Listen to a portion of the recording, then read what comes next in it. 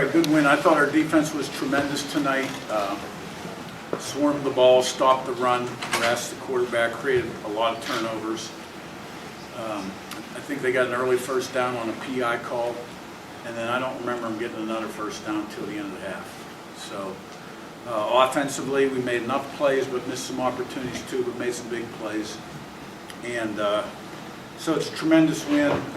We certainly made a statement again. Can't say enough about what this team, has done between the white lines. But they're not satisfied. They're not done yet. They're not. They want more, and they're going to get more. So it's a rivalry game, and I thought we really took it to them. And that's that.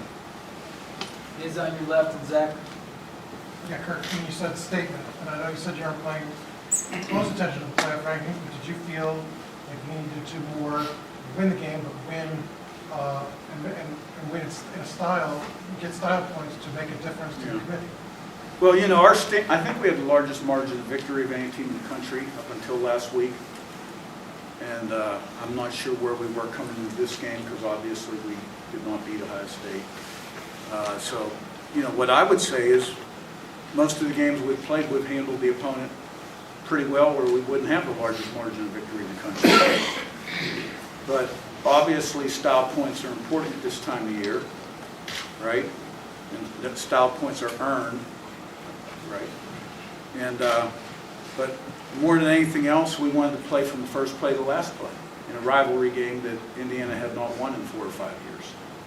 And I thought we had a great crowd. We just about sold out to start. And some of them left at halftime. Guess they got a little cold, or I don't know what. But we'll fix that again. But I appreciate them all coming back. And yeah, sure. I mean, I thought we had to play well tonight. I think we did. Zach, on your left, and Matt. Hey, Curt, I know you say you're not paying too close of attention to the playoff, but as other teams around the country have kind of dealt with upsets and close calls and things, I recognize you guys would have liked to have won last week, but just what has allowed this team to just be so consistent when it's had the opportunity to really roll up big numbers, to win decisively, to just kind of consistently not leave a lot of doubt, I guess? I just think we have a lot of older guys that have made a lot of plays throughout their career consistently. They're very consistent people, high character. They have a very consistent standard performance. I think our assistant coaches do a nice job, a good job coaching them.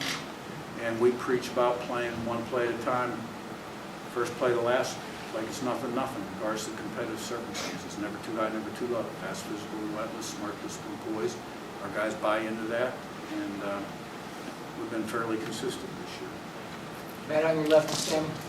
Coach, obviously you mentioned players aren't satisfied, but just this group of seniors come from all over. Some have been here, a lot came in for 1 year. Just your thoughts on the job they did, buying in, the culture they helped create, and the leadership they showed all year. Yeah, I mean, it's been going on from the get-go, and like I told you guys a number of times, I really felt in December like we flipped the roster with these guys. Like I felt that then.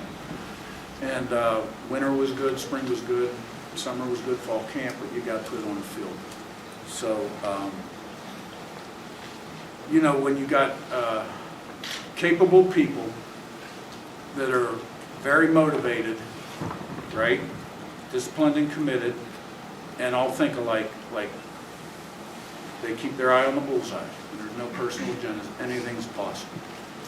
And this group's proven it. Sam, on your left, and Todd. Coach, defense played outstanding. Jalen Walker had interception, pass breakups, and forced fumble. Can you talk about his performance? And then on the other side of the ball, Curtis Rourke has a single game record for touchdown passes. His bounce back performance in the last 2 weeks. Yeah, I've always considered Jalen Walker an impact player. I mean, he's a little linebacker that can fly, run and hit guy from Richmond, Virginia. He made some huge plays for us at JMU. And he's got a nose for the football, and nobody likes playing football more than that guy. And, he's a tough guy to block, and he can do a lot of things. He's a great athlete. And Curtis, he got sacked once or twice early in the game, and then we got it going, kind of got it humming, and he was right on the button. And we were getting some yards after the catch, protection shored up, so it was good to see that offense scoring points in bunches again. Todd on your left and Jim. Curt, I know you're not a guy who likes to reflect much, but we've asked your players all year about what the ride has been like for them to be with you. What's the ride been like for you to be with them, especially your James Madison guys you brought with you? How have you kind of appreciated what they've been able to do for you? I mean, truthfully, I've taken kind of a business-like approach to it, and I've been with those guys a long time, so it was kind of like business as usual. I've seen them do it for such a long time, and then you had all the other ones, the Curtis Works and the Justice Allisons and the Miles Prices and Keyshawn Williams and West, and I'm going to forget somebody, Asbury and Jones and Pawn, all those guys.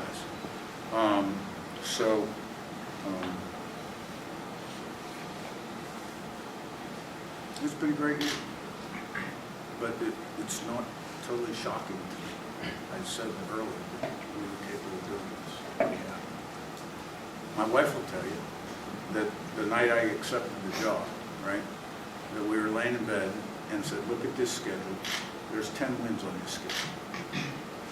And of course, at that point, I was sort of hedging whether to stay or come. And then Scott called 10 minutes later and told me I was the new head coach in Indiana, and I said, okay. He said, we're going to shock the world. And I said, right. Jim in front and Zach B. Curt, speaking of shocking the world, your next game will be most likely in the college football playoffs against a high caliber opponent that after the Ohio I mean State. a higher caliber. No, a high caliber, another high caliber opponent. After the Ohio State game, do you think that your team showed you tonight that they're back to where you like them to be going into a game? I think the Ohio State game, look, nobody's happy with what happened there, okay? But I think we come out of there stronger and learned some good lessons. And I'm talking mainly about the crowd noise and how to deal with that particular, on the road with that kind of crowd. So, the first round's played either home or at somebody else's place, and then after that it's played on neutral site. So we're not going to get too far ahead of ourselves. We're going to enjoy this for 24 hours and then move on, and we'll have our routine for this week. Zach B on the right and Daniel. Coach, what do the next couple of weeks look like for your team? Obviously, with the college football playoffs are in the cards. You guys will be off for a couple of weeks. What do the next couple of weeks look like for you guys? Yeah, well, next week, we'll sit down with the assistant coaches, the players, and me for one-on-one meetings and talk about, the season and talk about next year and stuff like that. Coaches will do an evaluation. Wednesday's a signing day. The following week would be like an open bye week before your first CFP game. And then you're game.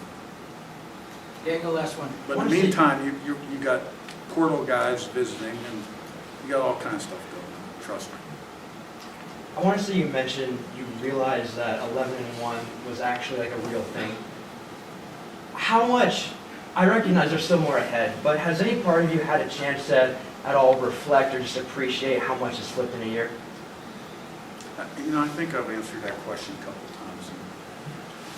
In this business, you just move on to the next thing because there's always something that needs done, and you're so process-oriented. You know what I mean? Like, I'm going to enjoy it when I go up to my office with my family and then go home and enjoy it a little bit. And of course, games will be over, so there's not much football to be watched. And bring coaches in a little later tomorrow, we'll get a little work done, and then maybe work 4 or 5 hours.